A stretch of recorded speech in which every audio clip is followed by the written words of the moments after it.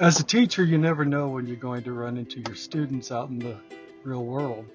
Sometimes they freeze, sometimes they bolt the other direction, but every once in a while you get a moment you never forget. I saw one of my students at the county fair one summer. Her name was Ashley. Ashley had an intellectual disability, and she was one of those kids who just lit up a room without even trying. I was standing in line for the umbrella ride when I heard it. The ride hadn't even started yet. "Mr. Johnson, hi!"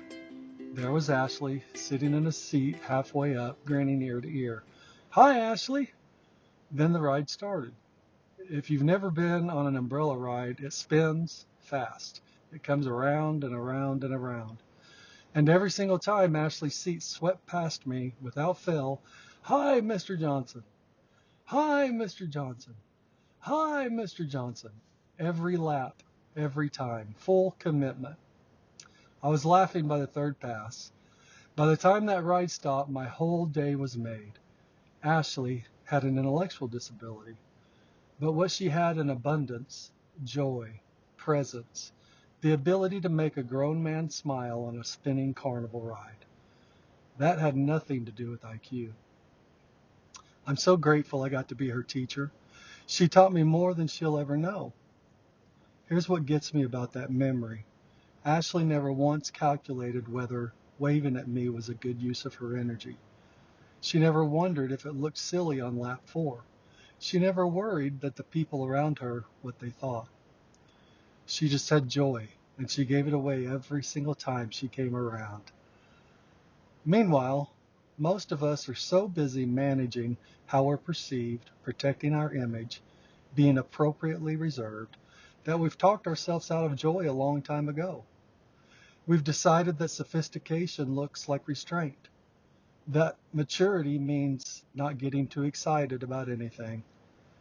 But God has a different measuring stick entirely. Paul writes in Galatians 5, "But the fruit of the Spirit is love, joy, peace, patience, kindness, goodness, faithfulness, gentleness, self-control."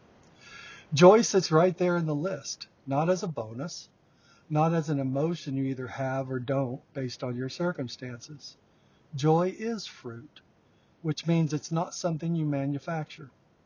It's something that grows in you when the Spirit is at work. And here's what's important. Fruit isn't produced by intelligence. It isn't produced by sophistication or status or how well you can read a room. Fruit is produced by the root, by what you're connected to.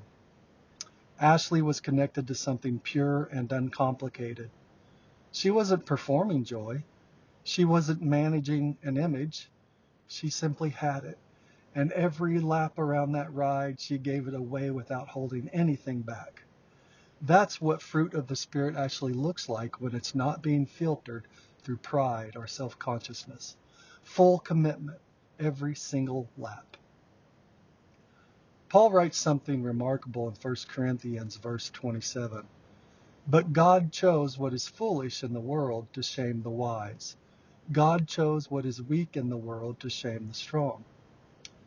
I stood in that line surrounded by adults who were composed, reserved, appropriately unbothered. And it was Ashley, dismissed by the world as having a lower capacity, who shamed every bit of that sophistication with pure, unfiltered joy. She didn't have the intellectual capacity the world ranks so highly, but she had something the world can't rank at all, and it moved a grown man to laughter on a carnival ride he'd otherwise have forgotten by lunch. That's the kingdom of God, flipping the measuring stick upside down. The world says wisdom looks like restraint. God says joy that isn't ashamed of itself will shame the wisdom of the world every time. I think about Ashley every now and then, not because of anything she accomplished by the world's standards, but because she reminded me that joy doesn't need permission. It doesn't need to be earned. It doesn't need to look sophisticated. It just needs to be given away every single lap. If you've talked yourself out of joy because you're managing how you look, managing what people think, protecting some image of composure, let Ashley preach to you today. Let it go. Give the joy away every time you come back around. The fruit of the Spirit doesn't need your permission to be beautiful. I'm Charlie Johnson. This is Faith Fuel. I'll see you next time.